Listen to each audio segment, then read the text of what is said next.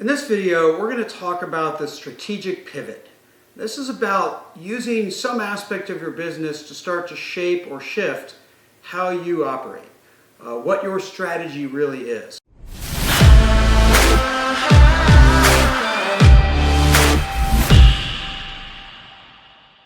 Now, I believe if you go to the Business Model Canvas video, it becomes a tool to help you find those pivot points.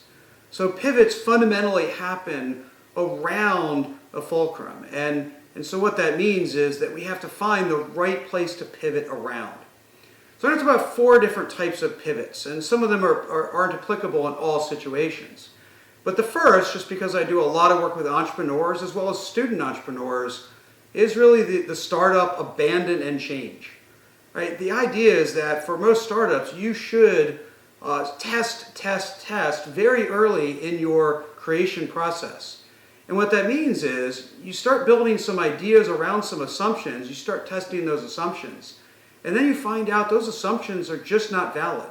What customers really have problems about, what they really want to pay for, whether you can really deliver value to close that, or whether the problem's already solved. And so I see too many entrepreneurs get hooked on an early idea and pursue it with full abandonment of reason. And so the pivot that we're talking about is really to pull back, completely abandon the premise of what you did, and start to change to something else. There must be something in what you learned in testing those assumptions that you can leverage in a different way. So in this case, you're pivoting around your learning and what you learned in your early days. The next is really reshaping a business. This also happens in many cases early on, but we've seen some very old businesses do this as well.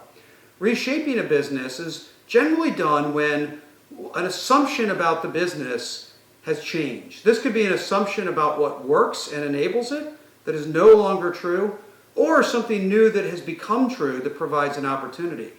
Netflix is a great example of this. They pivoted around the idea of delivering consumer-driven demand video. But their entire process of shipping DVDs pivoted around the opportunity that technology provided, as well as the coming abandonment of other technologies, to go to an entirely streaming service. And so this was a massive pivot for a business that in many cases, as Blockbuster could prove, they could have done the same thing.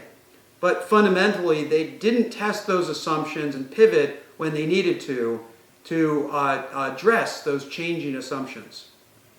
The third kind is usually around a larger company, but happens as well and earlier, and that is how to expand around some aspect that you have. You might own a customer base that you can then sell more into, or own a channel that you can sell more through, or have a value proposition that you can leverage in another way, or a key capability that you can apply in a different pursuit. The point is to find some way to expand one of those areas where you're already doing what you're doing. You're not doing anything differently, but you're just doing it in a broader basis. Pepsi, Coke, Nestle are great examples of this because they know how to manufacture beverages, they know how to distribute beverages, they know how to sell and market beverages. And so whenever a new segment comes up, they're very quick, whether they buy and integrate or create their own brands, they can expand the value proposition within their current business model. And so expand is another form of pivoting. And then the fourth that I want to talk about is extracting more from a strength. How do you leverage some aspect in your business model canvas to do something different with? So Amazon's a great example of this, and they continue to be in many different cases, but they fundamentally felt that they had to build outstanding server delivery to enable their own business.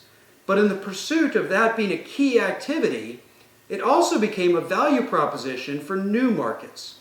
And so Amazon Web Services was born as a way to take a strength for their core business on a key activity, key asset, and then finally shift that into a value proposition for an entirely new segment. And so when you leverage, you're pivoting around something that's a strength on your business model canvas and building a new or additional business on that strength. Now, there might be many more forms of pivoting, but having the flexibility, both mentally and organizationally, to do that pivot depends on more than the business model canvas and far more than just the decision to pivot.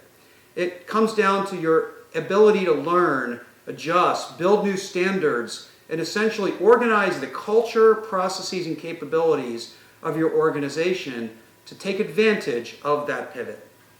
Pivoting is a fundamental skill for companies that want to stay alive. There's no question that what your business model was 40 years ago is not what it can be 40 years from now. It's just a matter of what time horizon you need to pivot around. Sometimes it's almost every year, sometimes it's once a decade, but you know for sure it's coming. So have this ability to be flexible enough to see the pivot and then execute around once you decide how to pivot. This is key to sustainable businesses on a strategic level.